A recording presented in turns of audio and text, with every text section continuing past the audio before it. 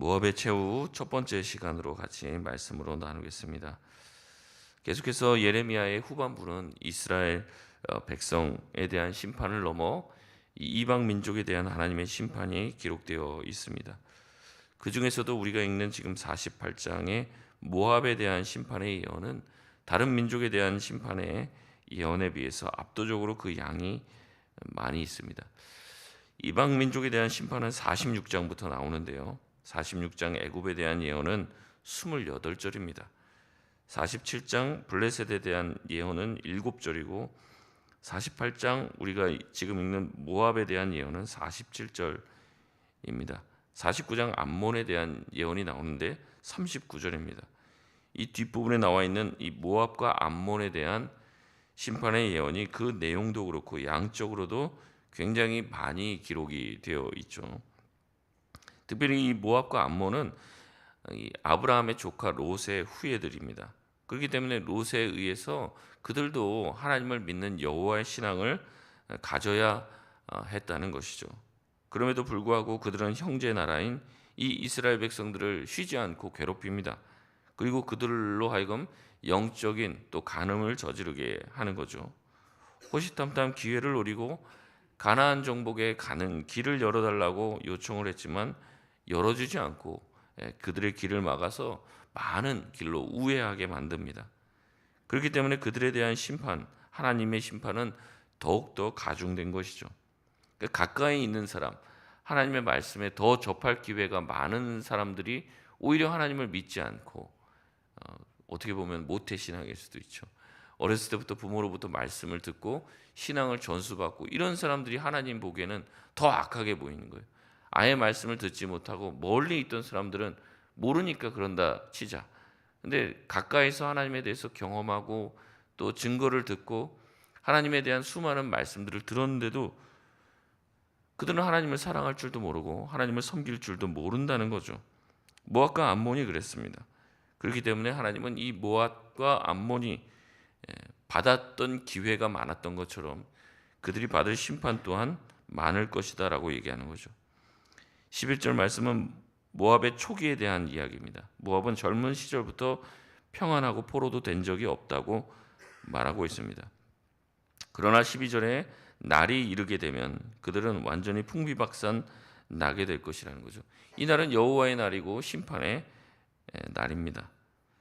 모압은 오랫동안 이제 세워졌을 때부터도 경제적으로 부유했습니다. 군사적으로도 강국이었어요. 한 번도 외세의 침략이나 유배라는 것을 당해본 적이 없는 민족입니다. 오랜 시간 안정과 번영을 누려왔습니다. 그렇기 때문에 이제 생각하는 거예요. 지금까지 안전했기 때문에 앞으로도 안전할 것이고 지금까지 자기들이 강성했으니까 앞으로도 강성할 것이라고 생각하는 이 무사 안일주의를 가지고 있었다는 거죠. 우리나라도 임진왜란을 겪기 전에요. 수많은 어떤 그 신호들이 있었습니다. 이 부산 지역이나 그쪽에서 이제 대마도를 왔다 갔다 하면서 무역을 하던 사람들, 또 이제 일본에 있던 이제 스파이라고 할 수 있죠. 그 밀정들이 와서 보고를 하는 거예요. 전쟁이 일어날 거다. 전쟁을 준비하고 있다. 곧 일어난다.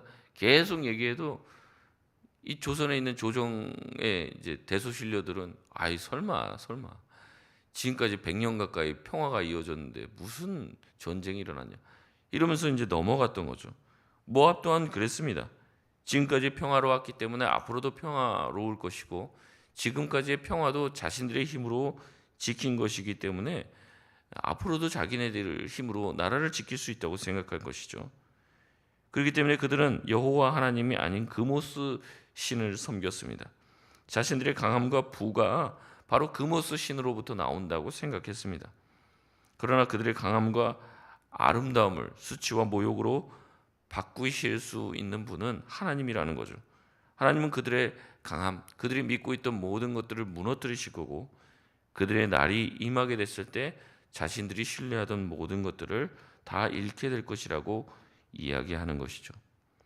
그러면서 이것을 술을 만들고 이 술을 정제하는 그 과정으로 묘사를 하는데 이제 저도 잘 모르지만 이 술을 발효시키고 나면 그 술을 발효하는 그 물질들이 있잖아요. 그 이제 찌꺼기들이 있습니다. 그리고 잘 발효된 술이 있죠.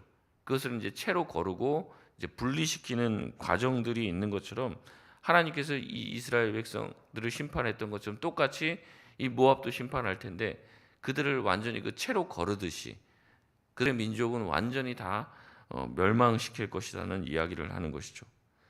13절에 북이스라엘이 예루살렘이 아닌 베델의 신당을 의지하며 살았다가 멸망당했던 것처럼 또 모압 또한 하나님이 아닌 그모스라는 우상을 섬기기 때문에 반드시 수치를 당하게 될 것이라고 하나님은 말씀하고 계십니다.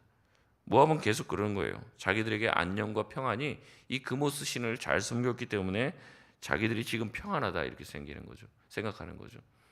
그래서 우리나라에도 뭐 재벌가들이 있지만 이제 하나님이 아닌 다른 어떤 것들을 섬기죠. 뭐 무속 신앙도 섬기고 옛날에는 그랬다고 그래요. 우리나라들도 뭐 큰 회사들 같은 경우는 면접 보는 장소에 누가 와 있는 거예요.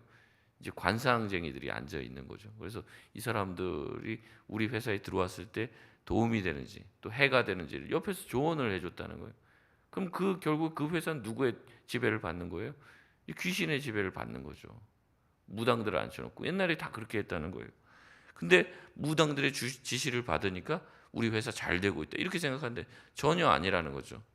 여러분 그들이 잘 되고 잘 먹고 살 수 있는 거 우상을 섬기고 하나님을 떠나도 그들이 지금 잘 뭐 특별한 어려움을 겪지 않고 평안 가운데 건강을 유지할 수 있는 이유는 뭐예요? 하나님이 인내하고 계시기 때문에 그렇죠. 그들을 참아주고 계시고 기다리고 계시는 거지 그들이 그 우상을 섬기고 귀신을 섬기기 때문에 안전한 게 아니라는 거예요. 하지만 하나님은 더 이상 그들을 인내하지 않기로 결정하십니다. 이제는 때가 되었어요. 심판하기로 작정한 것이죠. 그렇기 때문에 악인의 잘됨에 대해서 우리가 부러워할 필요가 전혀 없는 겁니다. 나는 예수님 믿고 하나님을 섬기는데 왜 나는 좀 잘 안 풀리고 왜 이렇게 경제적으로도 뭐가 이렇게 어렵냐. 근데 예수 안 믿는 우리 형제들은 더 잘 살아요. 더 잘 돼요. 그럼 뭐가 좀 이상하고 잘못된 것처럼 생각하는 거죠. 근데 그게 아니라는 겁니다. 하나님은 그들을 지켜보고 계시고 인내하고 계시다는 거예요. 14절은 모압 사람들의 말을 그대로 인용하여 이야기합니다. 그들은 자신의 수치를 당할 것을 인정하지 않고 우리는 용사요 능란한 전사다라고 말하며 이 예레미야의 예언을 듣고도 버틸 것이라는 거죠. 멸망이 이미 확정되었는데도 그들은 과거의 영광에 도취되어 있습니다. 그래서 실제를 보지 못하는 거예요. 그러니까 진짜 강한 적을 만나기 전까지 동네에서 싸우면서 자기가 세상에서 싸움 제일 잘하는 줄 그러고 착각하고 있는 거예요. 근데 진짜 센 놈이랑 붙어보면 자기가 별것 아니라는 것을 그때 알게 되는데 그 전까지 자기가 뭐 백전백승이다 생각하고 이제 나는 절대 지지 않는다 이렇게 생각하며 이 멸망의 예언을 듣고도 돌이키지 않는다는 거죠. 앞서 11절에 일찍이 모압은 평안했습니다. 포로가 된 적도 없습니다. 그렇기 때문에 그들은 자신이 용사다라고 자부하는 거죠. 그러나 15절에 뭐라고 얘기합니까? 우리 15절 말씀 같이 한번 읽겠습니다. 시작.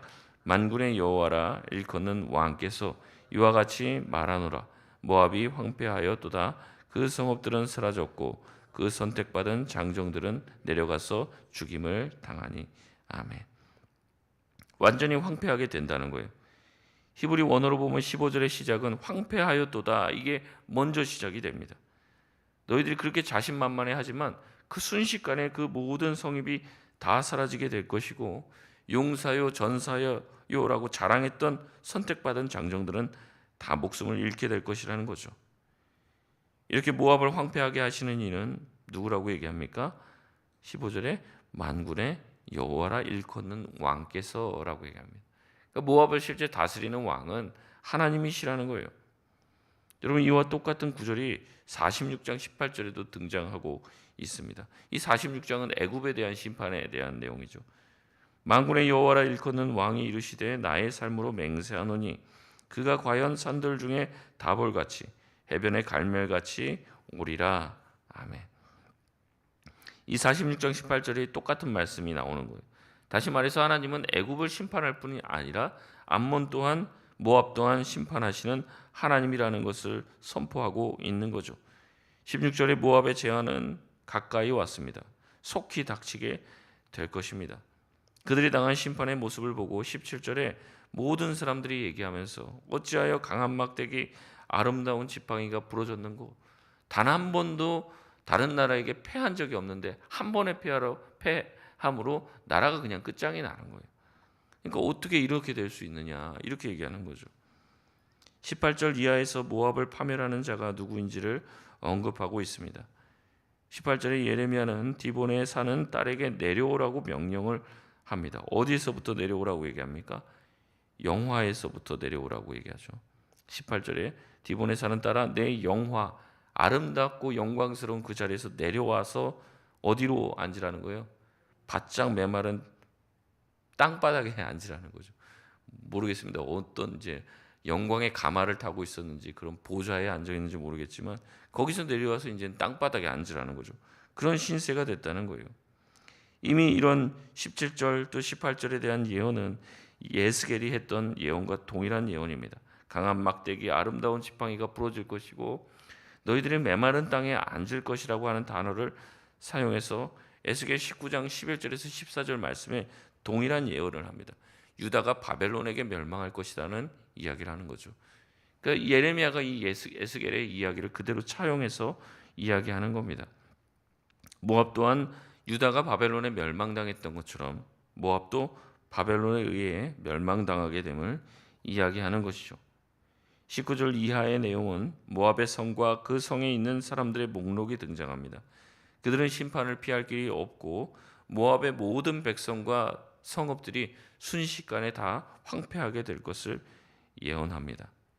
25절 마지막 말씀에 모압의 뿔이 잘렸고 팔이 불러졌다라고 말하는데 그들이 나라를 재건할 어떠한 힘도 남아 있지 않고 완전히 상실하게 되며 그들은 역사의 뒤편으로 사라지게 될 것을 이야기해 주고 있습니다.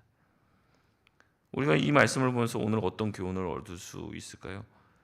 이 모압이 과거의 영광에 도취되어 있는 채 현실을 직시하지 못하는 어리석음 가운데 있다는 것을 볼 수 있다는 거죠.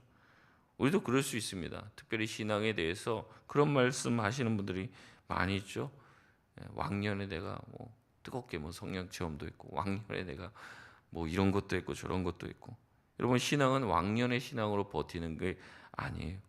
왕년의 신앙이 대단하면 뭐 합니까? 지금 내가 하나님과 친밀한지, 그게 가장 중요한데, 이 신앙의 현재성이 너무나도 중요한데도 불구하고 왕년에 내가 어떤 큰 교회 목사님이랑 친했다, 내가 그 사람 알고, 내 주변에도 뭐 목사님들이 한두 명이 아니다, 자꾸 그런 자기 주변 얘기만 하고 과거 얘기만 하는 거예요. 이제 모압이 그런 거죠. 과거의 영광, 과거의 아름다움에 사로잡혀서 현재 자기 코앞에 닥쳐 있는 심판의 위험에 대해서 전혀 인지를 하지 못하고 있습니다. 제가 예전에 그런 말씀 드렸는데, 그 조영기 목사님 설교 듣다 보니까 그 우스갯소리 하더라고요. 자기가 이제 죽어서 이제 천국 문 앞에 가고 들어가려고 딱 하니까, 아니 너 어디 들어가냐? 그러니까 아니 나 천국에 들어가려고.